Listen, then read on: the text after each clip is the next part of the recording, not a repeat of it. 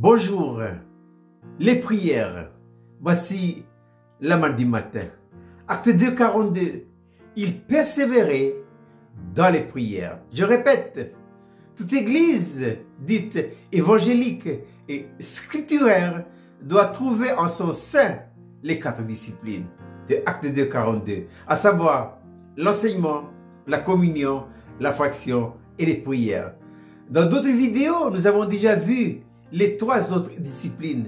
Ce qui nous intéresse maintenant, c'est la 4e. Il persévérait dans les prières. Je ressouligne le mot persévérance. Persévérance signifie ténacité, assiduité. Nous ne devons en aucun cas, sauf excuse valable et justifiée, s'absenter aux réunions de prière. Nous devons y venir. Il faut assister. Et pourquoi il faut assister? Parce que ce sont des disciplines que le Seigneur a établies dans la maison de Dieu. Ce n'est pas un hasard que les réunions de prière dans la chronologie d'Acte 2, 42 se trouvent en dernier lieu. Et pourquoi en dernier lieu?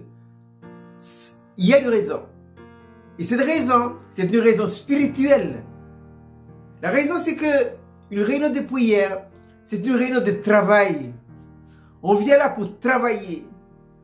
Sur le côté physique, matériel, eh bien les ouvriers, il faut qu'ils soient en bonne santé pour pouvoir donner un bon rendement dans les sociétés. L'église, je dois dire pour imaginer, c'est une société. Il y a un patron. C'est qui le patron? C'est Dieu lui-même. Et le contremaître, c'est lui qui dirige ça, c'est qui? C'est Saint-Esprit. Et nous sommes sur la dispensation du Saint-Esprit. Le Saint-Esprit est là pour conduire les travaux. Mais les ouvriers qui doivent assister aux travaux doivent être des ouvriers qui ont atteint une certaine maturité. Si les réunions de prière ont été négligées, ça vient du fait que les ouvriers n'ont aucune maturité spirituelle. Ce sont des bébés, ce sont des immaturés, voilà. Et ça explique beaucoup de lacunes au niveau du peuple de Dieu. Donc, si la réunion des prières se situe en dernier lieu dans Acte 2, 42, c'est une raison spirituelle. Je répète, parce que c'est un temps de travail. On est là pour travailler sur des sujets qui ont rapport avec l'intention, le dessein de Dieu. On n'est pas là pour traiter des sujets personnels. C'est pourquoi je dis souvent, les maladies, les problèmes de couple, les problèmes de famille, ou tout ça là, ça, Dieu n'a aucun intérêt dedans. Tout ça, je ne dis pas qu'il ne faut pas le traiter, mais traitons ces sujets-là à la maison. Quand on vient à l'église pour une réunion de prière, on vient là pour traiter, pour travailler ensemble sous la conduite du Saint-Esprit au sujet révélés et qui sont en relation avec les intérêts de Dieu. Et les intérêts de Dieu sont avant tout des intérêts spirituels. Voilà. Je l'ai souvent, beaucoup l'ont expérimenté, c'est que quand on vient dans une réunion de travail, fatigué parce qu'on a été travailler la journée, ou bien malade, mais quand réellement nous venons avec assiduité pour assister à une réunion de travail, généralement, quand on a fini le réunion de prière, on retourne chez soi parfaitement boosté, encouragé, déterminé à aller de plus belle. Et je connais même certains exemples, des hommes et des femmes. Ils sont malades. Mais en venant assister à une réunion de prière, en repartant, ça y est, le Seigneur il a relevé tout ça.